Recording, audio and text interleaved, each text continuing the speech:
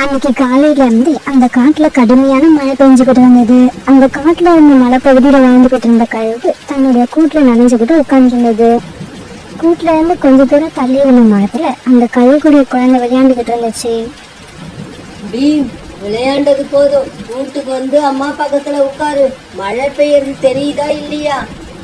அம்மா அம்மா, மழையில விளையாடுறதுக்கு ஜாலியா இருக்குமா, இதோ வந்துடுறேன். பீம் இப்படி சொல்லிக்கிட்டு இருக்கும்போது ஒரு பயங்கரமான மின்னல் வந்து வீட்டுல உட்காந்து அந்த கழுகக்காவை தாக்கிருச்சு. இப்படி மின்னல் தாக்கின உடனே கழுகக்கா தன்னுடைய உடல் கருகி அப்படியே இறந்து போயிருச்சு. தன்னோட அம்மா உடல் கருகி இறந்து போனதை பார்த்த பீம் உடனே தாவி வந்து பக்கத்துல உட்காந்து அழ ஆரம்பிச்சான். அம்மா எழுந்திருங்கம்மா, எழுந்திருங்க, என் கூட பேசுங்கம்மா. உங்களுக்கு என்னம்மா ஆச்சு? என் கூட இனிமே பேசவே மாட்டீங்களா? நீங்க என் கூட பேசலன்னா வேற யாரு என் கூட பேசுவா? அம்மா அம்மா. தன்னோட அம்மா அசைவு இல்லாம கிடக்காத பார்த்த பீம் இப்படி எல்லாம் சொல்லி கண்ணீர் விட்டு அழுதுகிட்டு இருந்தான். இதே சமயம் அந்த பக்கமா பழங்க வந்த ரீட்டா கிளி கழுகக்காவோட பையன் பீம் அழுவுறத பார்த்துட்டு பக்கத்துல உள்ள ஒரு மரத்துல உட்காந்து கழுகோட கூட்டுல என்ன நடக்குதுன்னு கண்காணிக்க ஆரம்பிச்சது. இப்படி கண்காணிக்க ஆரம்பிச்ச ரீட்டா கிளி கழுகக்கா மின்னல் தாக்கி இறந்து போனதை தெரிஞ்சுக்கிட்ட உடனே சந்தோஷத்துல குதிக்க ஆரம்பிச்சது. இறந்து போச்சு, இறந்து போச்சு, எங்களோட எதிரி கழுகக்கா இறந்து போயிடுச்சு. இதுக்கப்புறம் நாங்க பயம் இல்லாம இந்த காட்டுல எங்க வேணாலும் போகலாம். இந்த விஷயத்த காட்டுல உள்ள எல்லா பறவைகள் கிட்டையும் போய் சொல்லணும். இப்படி நினைச்ச ரீட்டா கிளி உடனே அந்த கழுகோட கூட்டுக்கும் பக்கத்துல இருந்த ஒரு மரத்துல இருந்து 2 இனிப்பான பழங்களை பறிச்சு எடுத்துக்கிச்சு.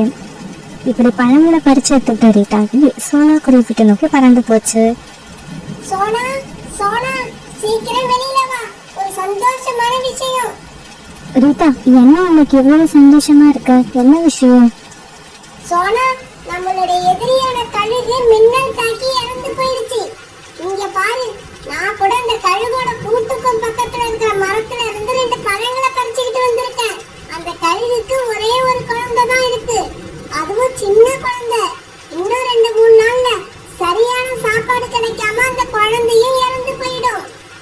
ரீட்டா, அந்த குழந்தை என்ன செய்யும்? பாவம், அது இந்த உலகத்துக்கு வந்து கொஞ்ச நாள் தான் ஆகுது.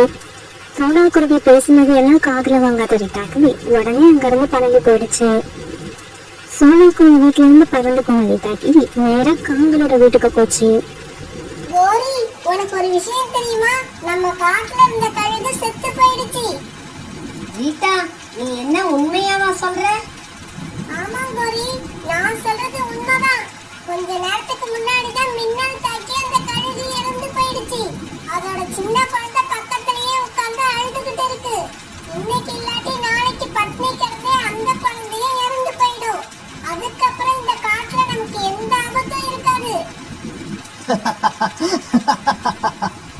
அந்த கழுகு குழந்தை அதுவா சாகலன்னா அதை நாம எல்லாம் சேர்ந்து கொண்டு போடணும். மறுநாள் பொழுது விடிஞ்சிச்சு. அந்த சமயத்துல மழையும் சுத்தமா நின்று போயிருந்தது.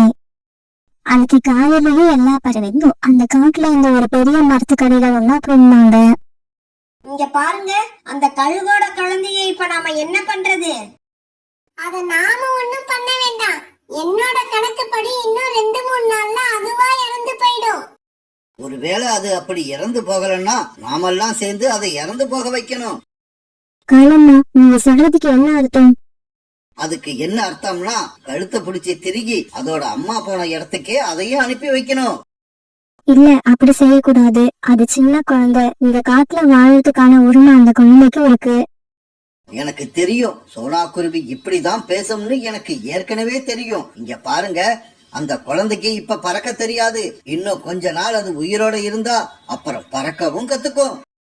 அப்படி பறக்க கத்துக்குச்சுன்னா அதுக்கப்புறம் உங்க அம்மா மாதிரியே அதுவும் ஒரு கொடுமையான பறவையா மாறிடும்.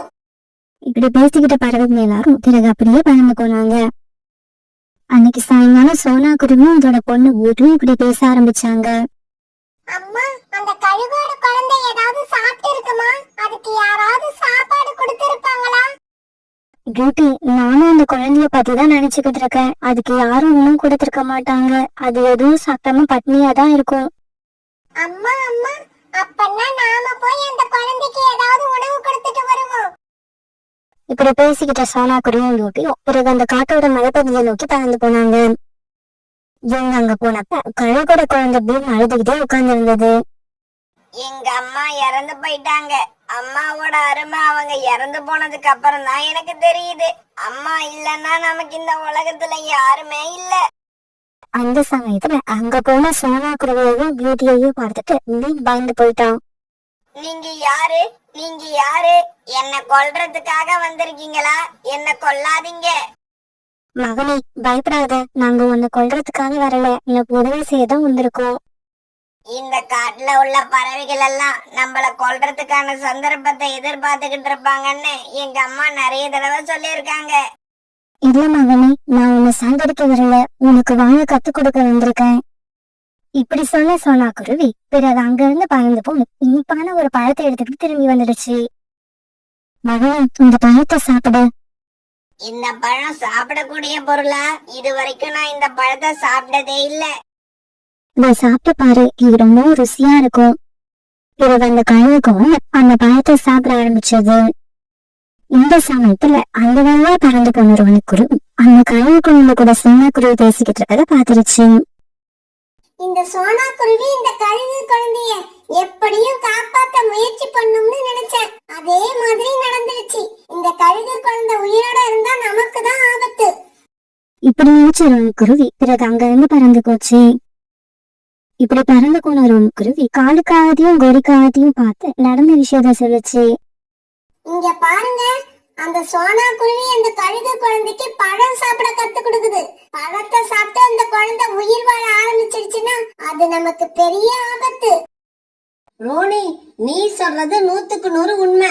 நானும் காலேஜியம் போய் இப்பவே இந்த சோனா குருவியை பாக்குறோம். இப்படி சொன்ன கழுகுகள் 2 பேரும் பிறகு சோனா குருவி வீடு நோக்கி பறந்து போனாங்க. சோனா, அந்த கழுகோட குழந்தைக்கு பழம் சாப்பிட கத்து கொடுக்கறியா? உனக்கு என்ன, அந்த குழந்தைக்கு அம்மான்னு நினைப்பா? இங்க பாரு சோனா, நீ இப்படி எல்லாம் செஞ்சு அந்த கழுகு குழந்தைய உயிர் வாழ வைக்கணும்னு நினைச்சீன்னா அந்த குழந்தை கூட சேர்த்து உன்னையும் கொன்னுடுவோம். நீ எந்த தவறும் செய்யல. அந்த குழந்தைக்கு நான் வேட்டையாடவும் கத்து கொடுக்கல, மாமிசம் சாப்பிடவும் கத்து கொடுக்கல. அந்த குழந்தைய ஒரு பழத்தை சாப்பிட சொன்னது தப்பா? அந்த குழந்தை உயிரோட இருந்துச்சுன்னா இன்னும் கொஞ்ச நாள்ல மாமிசம் சாப்பிட அதுவா கத்துக்கும். இங்க பாருங்க, எதுக்கு வளவளன்னு பேசிக்கிட்டே இருக்கீங்க? சோனா, இதுக்கப்புறம் நீ அந்த மலைப்பகுதிக்கு போய் அந்த குழந்தைய சந்திச்சனா உன்ன நாங்க இந்த காட்டை விட்டே விரட்டி விட்டுடுவோம். ஜாக்கிரதை. இப்படி சொல்லிட்டு காவல் 2 பேரும் அங்கிருந்து பறந்து போயிட்டாங்க. மறுநாள் பொழுது விடிஞ்சிச்சு. மறுநாள் எல்லா பறவையும் சேர்ந்து அந்த காட்டுல இருந்த ஒரு பெரிய மரத்தடியில பஞ்சாயத்தை கூட்டினாங்க. இங்க பாரு சோனா, நாங்க எல்லாம் சேர்ந்து ஒரு முடிவு பண்ணிருக்கோம். அதனால நீ இந்த கழுகு குழந்தைய காப்பாத்தணும்னு நினைச்சன்னா இந்த காட்டுல உனக்கு இடம் கிடையாது. நீ இப்பவே இந்த காட்டை விட்டு வெளியே போகலாம். இந்த முடிவை கோரிக்காக மட்டும் எடுக்கல, நாங்க எல்லாரும் சேர்ந்து எடுத்த முடிவு தான் இது. நீங்க இந்த முடிவை எடுக்கிறதுக்கு முன்னாடி நான் ஒரு முடிவு எடுத்துட்டேன். அதாவது இந்த காட்டை விட்டு போறதா முடிவு பண்ணிட்டேன். இங்க பாருங்க, இந்த காட்டை விட்டு போறேன்னா அப்படியே போயிட மாட்டேன். என்னைக்காவது ஒரு நாள் என்னோட குழந்தையோட திரும்பி வருவேன். ஒரு தாயோட அன்பு ஒரு குழந்தைய எப்படி எல்லாம் மாத்தும் உங்களுக்கு எல்லாம் அன்னைக்குதான் தெரிய வரும். இப்படி பேசிட்டு தன்னுடைய வீட்டுக்கு போன சோனா குருவி தனக்கு தேவையான பொருட்கள் ஒரு சின்ன மூட்டைய கட்டி எடுத்துக்கிச்சு. பியூட்டி, வா நம்ம கிளம்பலாம். நீ, நான், இந்த கழுகுல குழந்தை, நம்ம 3 பேரும் இந்த காட்டை விட்டு வேற ஒரு காட்டுக்கு போக போறோம். இப்படி சொன்ன சோனா குருவி பிறகு தன்னுடைய பொண்ணு பியூட்டிய கூப்பிட்டு அங்கிருந்து மலைப்பகுதியை நோக்கி பறந்து போச்சு. மகனே, நான் இந்த காட்டை விட்டு 2 தூரம் போக போறோம். நீயும் இங்க கூட இருந்துரு. அம்மா, நாம எங்கம்மா போக போறோம்? இங்க பாரு, அம்மாவும் உன்னுடைய அக்கா பியூட்டியும் எங்க போறணும் அங்கதான் நீயும் வரணும். தான் நாம எல்லாரும் வேற காட்டுக்கு போய் சந்தோஷமா வாழலாம். சோனா குருவி பியூட்டியும் பேசினது கேட்ட பியூனோட கண்கள்ல இருந்து கண்ணீர் வர ஆரம்பிச்சது. நான் உங்க கூட வர தயாரா இருக்கேன். ஆனா எனக்கு பறக்க தெரியாதே. அத பத்தி நீ கவலைப்படாத, உன்னை எப்படி அழிச்சிட்டு போகணும்னு எனக்கு தெரியும். பிறகு பீமை தூக்கிட்டு சோனா குருவி பறந்துட்டு சோனா குருவி எடுத்துட்டு வந்த சின்ன மூட்டையை தூக்கிட்டு பியூட்டி பறந்து போச்சு. ஒரு தூய்மையான தாய் அன்பு எப்படி இருக்குன்றதுக்கு உதாரணமா சோனா குருவியோட நடவடிக்கை இருந்துச்சு. நண்பர்களே, சோனா குருவியோட இந்த முடிவு சரியா தவறா? உங்களோட கருத்துக்களை கண்டிப்பா எங்களுக்கு தெரியப்படுத்துங்க.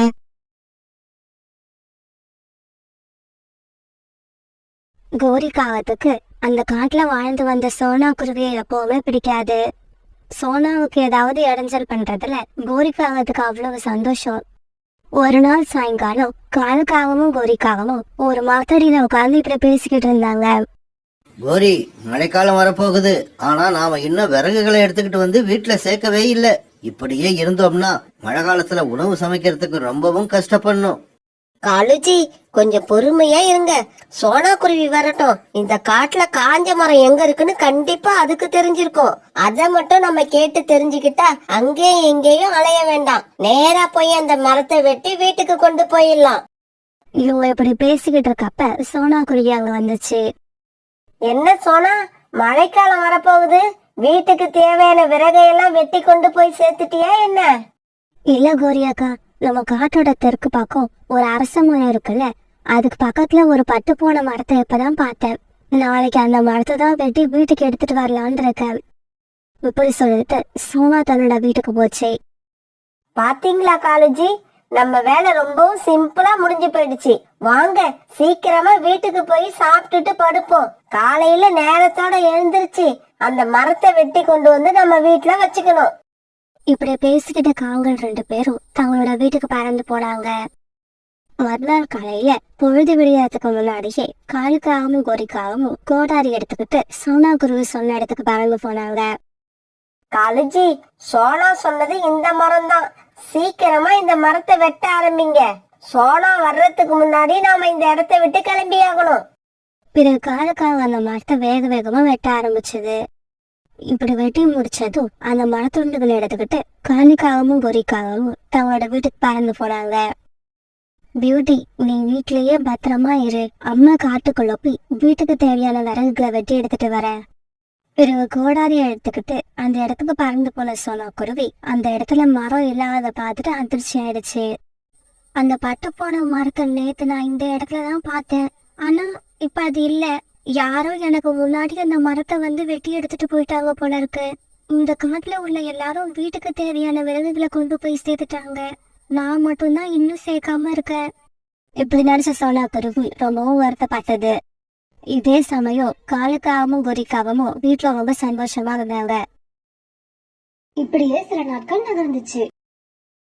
ஒரு நாள் சாயங்காலம் கோரிக்காக உணவு தேட போன சோனா குருவியை எதிர்பார்த்து உட்கார்ந்துருந்தது.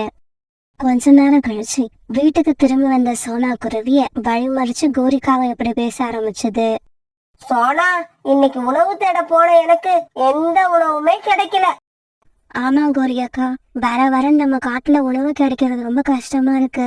காலையில இருந்து பறந்து பறந்து தெரிஞ்சு எனக்கு கடைசியா இந்த தானியங்கள் மட்டும்தான் கிடைச்சது. இன்னைக்கு பொழுது இப்படி போயிடுச்சு. நாளைக்கு என்ன செய்ய போறேன்னு எனக்கு தெரியல.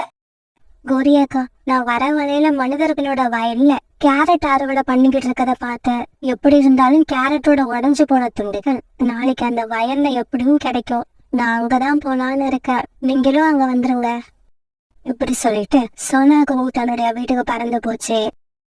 பிறகு மறுநாள் காலையில கோரிக்காகவும் காலுக்காகவும் வழக்கம் போல பொழுது விடியறதுக்கு முன்னாடியே அந்த வயலுக்கு போய் சேர்ந்துட்டாங்க. அங்க இருந்து கேரட் துண்டுகள் எல்லாத்தையும் 2 கூடையில நிரப்பிக்கிட்டு தங்களோட வீட்டுக்கு வந்துட்டாங்க. பிறகு கொஞ்ச நேரம் கழிச்சு அந்த வயலுக்கு போன சோனா குருவி ஒரு துண்டு கேரட் கூட அங்க இல்லாத பார்த்துட்டு ரொம்பவும் சோகமாயிடுச்சு. எனக்கு கொஞ்சம் கூட ராசே இல்ல போல இருக்கு. எந்த இடத்துக்கு போனாலும் வெறுங்கையோட தான் வீட்டுக்கு திரும்பி போக வேண்டியிருக்கு. காலுஜி, இந்நேரம் சோனா அந்த வயலுக்கு போயிருக்கும். ஆமா ஆமா, அந்த வயல்ல ஒரு துண்டு கேரட் கூட இல்லாததை பார்த்துட்டு இந்நேரம் அழுதுகிட்டு உக்காந்துருக்கோம். ஒரு நாள் உணவு தேட போன சோனா குருவி திரும்பி வரப்ப கோரிக்காகத்தோட வீட்டுக்கு போச்சு. கோரி அக்கா, நான் வர வழியில ஒரு வயல்ல மனிதர்கள் கோதுமை அறுவடை பண்ணிக்கிட்டு இருக்கத பார்த்தேன். நாளைக்கு எப்படி இருந்தாலும் அங்க நிறைய கோதுமைகள் இறஞ்சி கிடக்கும். நாளைக்கு காலையில நான் போறப்ப நீங்களும் என் கூட வாங்க. தன்னோட மனசுல எந்த வஞ்சகமும் இல்லாத சோனா குருவி கோரிக்காகத்துக்கிட்ட இப்படி உண்மையை சொல்லுச்சு. உடனே கோரிக்காகத்தோட கெட்ட எண்ணம் கொண்ட புத்தி வேற மாதிரி யோசிக்க ஆரம்பிச்சது. சோனா, நீ சொன்ன அந்த இடத்துக்கு நாளைக்கு காலையில நம்ம போனா மனிதர்கள் எப்படியும் அந்த வயல்ல இருப்பாங்க. அதனால நம்ம சாயங்காலமா போவோம். அப்புறம் நீ அங்க போறப்ப மறக்காம என்னையும் வந்து அழைச்சுக்கிட்டு போ. கோரிக்காகத்தோட மனசுல இருக்கிற வஞ்சக எண்ணத்தை புரிஞ்சுக்க முடியாத சோனா பிறகு தன்னோட வீட்டுக்கு போயிடுச்சு. கழுச்சி, நீங்க என்ன பண்றீங்க? காலையிலேயே பக்கத்து காட்டுக்கு போய் எங்க அம்மா, என்னோட தம்பிங்க எல்லாரையும் அழைச்சிக்கிட்டு வந்துருங்க. அவங்களுக்கு எல்லாம் ஒரு முக்கியமான வேலை இருக்கு. பிறகு மறுநாள் காலையில பக்கத்து காட்டுக்கு போன காலுக்காகவும் கோரிக்காக சொன்ன மாதிரியே எல்லாரையும் அழைச்சிக்கிட்டு வந்தது. சோனா குருவி சொன்ன அந்த வயல்ல சிந்தி கிடந்த எல்லா கோதுமை பயிரையும் கூடையில சேகரிச்சுக்கிட்ட எல்லாரும் பிறகு கோரிக்காக வீட்டை நோக்கி பறந்து போயிட்டாங்க.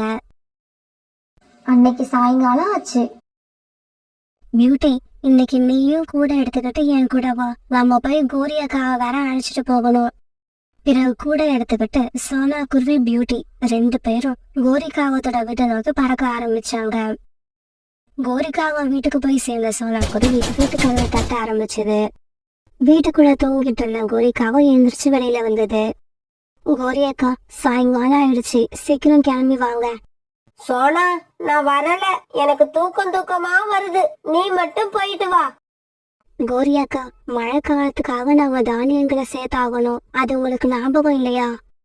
இங்க பாரு சோனா, எங்க வீட்டுல தேவையான அளவுக்கு தானியங்கள் இருக்கு. அதனால என்ன பத்தி நீ கவலைப்படாத. உனக்கு தேவையான தானியங்களை நீ போய் எடுத்துக்கிட்டு வந்துரு. கோரிக்காக இப்படி சொன்ன உடனே சோனா குருவி பியூட்டியை கூப்பிட்டுக்கிட்டு அந்த கோதுமை வயலை நோக்கி பறந்து போச்சு. இப்படி பறந்து போன இவங்க அந்த வயலுக்கு போய் சேர்ந்தப்ப அவங்க ஒரே ஒரு தானியம் கூட இவங்களுக்கு கிடைக்கல. அதை பார்த்து சோனா குருவி அழ ஆரம்பிச்சது. நேத்து இந்த இடத்துல எவ்வளவு தானியங்கள் இறஞ்சி கிடந்தது, ஆனா இன்னைக்கு ஒண்ணு கூட இல்ல. அம்மா, நாம சாயங்காலம் வந்தது தப்பு. காலையிலேயே வந்திருக்கணும். மற்ற பறவைகள் எல்லாம் காலையிலேயே வந்து இங்கிருந்து தானியங்களை எடுத்துக்கிட்டு போயிருப்பாங்க. பிறகு சோனா குருவியும் பியூட்டியும் காலி கொடியை தூக்கிட்டு தங்களோட வீட்டை நோக்கி பறந்து போனாங்க. ஒரு நாள் இந்த காட்டுல இருந்த ஒரு சின்ன குகைக்கு பக்கத்துல உட்காந்து காலுக்காகவும் கோரிக்காகவும் பேசிக்கிட்டு இருந்தாங்க. அப்ப அந்த குகைக்குள்ள இருந்து ஒரு பாம்பு இவங்களை நோக்கி வேகமா வந்துச்சு. அத பார்த்து இவங்க 2 பேரும் பயந்து போயிட்டாங்க. கழுச்சி, பாம்பு, சீக்கிரம் கிளம்புங்க. பாம்பை பார்த்து இவங்க 2 பேரும் அலறி அடிச்சுக்கிட்டு அங்க இருந்து கிளம்பி பறந்து போனாங்க. ரொம்ப தூரம் போனதுக்கு அப்புறம் ஒரு மரத்துல உட்காந்து இப்படி பேச ஆரம்பிச்சாங்க. காலுஜி, நாம பயந்த மாதிரியே இந்த சோனா குருவியையும் இந்த குகைக்கு அனுப்பி நாம பயமுறுத்தி ஆகணும். கோரி, நீ நினைச்சா எதையும் சாதிக்கலாம். இப்பவே போய் அதுக்கான ஏற்பாட்டை பண்ண ஆரம்பிக்கிறேன். இப்படி சொன்ன கோரிக்காகவும் பிறகு சோனா குருவி வீட்டுக்கு பறந்து போச்சு. சோனா, நம்ம காட்டோட கடைசி பகுதியில ஒரு சின்னதா குகை இருக்குல்ல, அந்த குகைக்குள்ள நிறைய தானியங்கள் இறஞ்சி கிடக்கு. அது மட்டும் இல்ல, அங்க இனிப்பான பழங்களும் இருக்கு. அப்படியா கோரியாக்கா, கொஞ்சம் இருங்க, கூடை எடுத்துட்டு உங்க கூடவே நானும் வரேன். இல்ல சோனா, நான் வரல. நான் வேணுங்கிற அளவுக்கு தானியங்களை எடுத்துக்கிட்டு வந்துட்டேன். நீ போய் உனக்கு தேவையானதை எடுத்துக்கிட்டு வா. இப்படி சொல்லிட்டு கோரிக்காவும் தன்னோட வீட்டுக்கு பறந்து போயிடுச்சு. பிறகு சோனா குருவி கூட தூக்கிட்டு அந்த குகையை நோக்கி பறந்து போச்சு. இப்படி போன சோனா குருவி அந்த குகையோட வாசல்ல போய் உட்கார்ந்தது. அந்த சமயத்துல அவங்க யாருமே இல்ல. பிறகு கொஞ்ச நேரம் கழிச்சு பாம்பு ஒண்ணு அழுதுகிட்டே வெளியில வந்துச்சு. பாம்பு பார்த்த சோனா குருவி பயந்து போய் அந்த இடத்தை விட்டு பறந்து போக பார்த்தது. குருவி, ஓடாத, நில்லு, எனக்கு ஒரு உதவி செஞ்சுட்டு போ. உதவியா? உனக்கா? என்கிட்ட இருந்து உனக்கு என்ன உதவி தேவைப்படுது? என் உடம்புல ஒரு முள்ளு குத்தி இருக்கு, தயவு செய்து அதை எடுத்து விடு. பாம்பு இப்படி சொன்ன உடனே சோனா குருவி அந்த பாம்போட உடம்புல இருந்த முள்ள மெதுவா எடுத்து விட்டது. குருவி, இந்த முள்ளு என்னோட உடம்புல குத்தி 1 வாரம் ஆகுது. 1 வாரமா ரொம்பவும் கஷ்டப்பட்டேன். இன்னைக்குதான் உன்னால அந்த வழியில இருந்து விடுதலை கிடைச்சது. ஆமா, நீ எதுக்காக இந்த பக்கம் வந்த? இந்த குகையில நிறைய தானியங்கள் இறஞ்சி கிடக்குன்னு என்னோட தோழி சொன்னாங்க, அதை நம்பிதான் இங்க வந்தேன். உன்னோட தோழி உன்கிட்ட பொய் சொல்லி இருக்காங்க. அந்த தோழி உன்னை ஏதோ ஆபத்துல மாட்டி விட திட்டம் தீட்டி இருக்காங்கன்னு நினைக்கிறேன். இதுக்கப்புறம் அந்த தோழி கிட்ட ஜாக்கிரதையா பழகு. அப்புறம் ஒரு விஷயம், எனக்கு உதவி செஞ்ச உனக்கு நானும் ஒரு உதவி செய்ய போறேன். இந்த குகையோட கடைசி பகுதியில போய் பார். அங்க நிறைய வைரங்களும் ரத்தனங்களும் குவிஞ்சு கிடக்கும். இந்த குகையில காலங்காலமா நாகங்கள் வாழ்றதால யாருமே இந்த பக்கம் வர்றதில்ல. தயவு செய்து நீ குகைக்குள்ள போய் உனக்கு தேவையான தங்கங்களையும் வைரங்களையும் எடுத்துக்கிட்டு போ. அந்த பாம்பை இப்படி சொன்னதும் சோனா குருவி அந்த குகையோட கடைசியில போய் பார்த்தது. அவ போன சோனா குருவிக்கு ஆச்சரியம் தாங்க முடியல. ஏன்னா அவ்வளவு தங்க நாணயங்களையும் வைரங்களையும் அது இதுவரைக்கும் பார்த்ததே இல்ல. பிறகு அதுல இருந்து தனக்கு தேவையானதை மூட்டை கட்டி எடுத்துக்கிட்ட சோனா குருவி அந்த பாம்புக்கு நன்றி சொல்லிட்டு குகையை விட்டு வெளியில வந்து தன்னோட வீட்டுக்கு பறந்து போச்சு. இப்படி போற வழியில கோரிக்காக சோனா குருவிய சந்திச்சது. சோனா, இந்த மூட்டையில என்ன இருக்கு? கோரியக்கா, நீங்க என்ன தீய எண்ணத்தோட அந்த பாம்பு வாழற குகைக்கு அனுப்பி வச்சீங்க. ஆனா நடந்தது எல்லாமே எனக்கு சாதகமா மாறிடுச்சு. அந்த பாம்பு அந்த குகையில இருந்த தங்கங்களையும் வைரங்களையும் எனக்கு கொடுத்துருக்கு. அது மட்டும் இல்ல, இனிமே உங்ககிட்ட ரொம்பவும் ஜாக்கிரதையா பழகணும்னு சொல்லி அனுப்பியிருக்கு. இப்படி சொன்ன சோனா குருவி பிறகு அந்த மூட்டையை தூக்கிட்டு தன்னோட வீட்டுக்கு பறந்து போச்சு. இப்படிதாங்க நம்ம நல்லவங்களை கெடுக்கிறதுக்கு முயற்சி பண்றப்ப எல்லாம் நல்லவங்க தோத்து போன மாதிரி இருக்கும். ஆனா கடைசியா தான் தெரியும் தோத்து போனது நல்லவங்க இல்ல, அவங்களுக்கு கெடுதல் பண்ண முயற்சி பண்ணன நாம தான் தோத்து போயிருக்கோம்னு.